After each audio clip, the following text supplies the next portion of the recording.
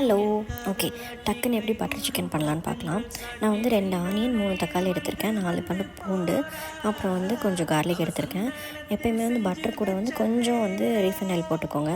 அதுக்கப்புறம் பட்டை, கிராம்பு, ஏலக்காய் அதெல்லாம் போட்டு பூண்டு, ஜிஞ்சர் கார்லிக்கு, அதுக்கப்புறம் வந்து வெங்காயம், பச்சை மிளகா இதெல்லாம் போட்டு நல்லா சாட்டே பண்ணிடுங்க. அந்த பட்டரில் நல்லா சாட்டே பண்ணிடுங்க.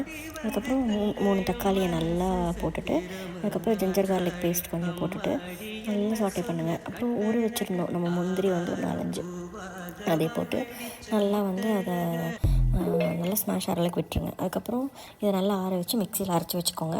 நான் வந்து ஃபஸ்ட்டே வந்து சிக்கனை வந்து உப்பு, மிளகா பொடி, சிக்கன் மசாலா போட்டு மேரினேட் பண்ணியிருந்தேன்.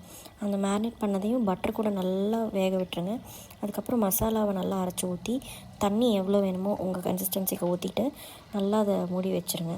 மூடி வச்சக்கப்புறம் விட்டுருங்க. நல்லா அது கொஞ்சம் நல்லா வேகும். மசாலாவில் நல்லா வெந்ததுக்கப்புறமா பார்த்திங்கன்னா இந்த மாதிரி கலரில் வந்துடும். அதுக்கப்புறம் கொஞ்சம் ஃப்ரெஷ் க்ரீமும் கசூரி மேத்தி ஆட் பண்ணுங்கள். நான் வந்து என் ஹஸ்பண்ட் கிட்டே வந்து உப்புமா செய்கிறேன்னு சொல்லிட்டு பட்டர் சிக்கனும் கீ ரைஸும் செஞ்சு கொடுத்தேன். அவங்க ரொம்ப ஹாப்பி ஆகிட்டாங்க. இந்த மாதிரி ரெசிபிஸ் பார்க்குறதுக்கு கண்டிப்பாக சேனலை சப்ஸ்கிரைப் பண்ணிக்கோங்க. Thank you so much.